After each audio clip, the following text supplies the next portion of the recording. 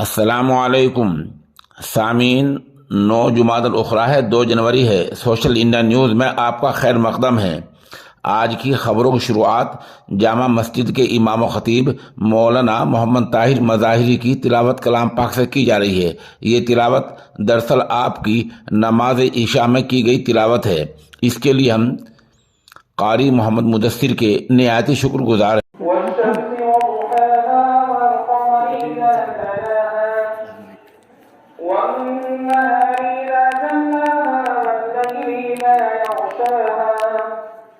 والسماء وما بناها والأرض وما طحاها ونفس وما سواها فألهمها فجورها وتقواها قد أفلح من زكاها وقد خاب من دساها كذبت ثمود بطغواها إذ انبعث أشقاها فقال لهم رسول الله ناقة الله وسقياها فكذبوه فعقروها فدمدم عليهم ربهم بذنبهم فسواها ولا يخاف عقباها.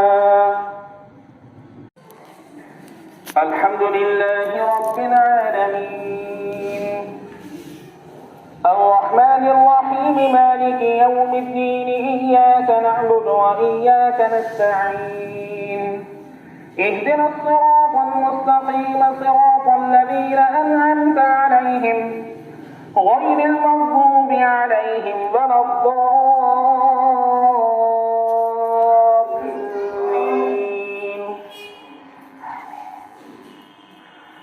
والتين والزيتون وطور سينين وهذا البلد الأمين لقد خلقنا الإنسان في أحسن تقويم ثم رددناه أسفل سافلين إلا الذين آمنوا وعملوا الصالحات فلهم أجر غير ممنون.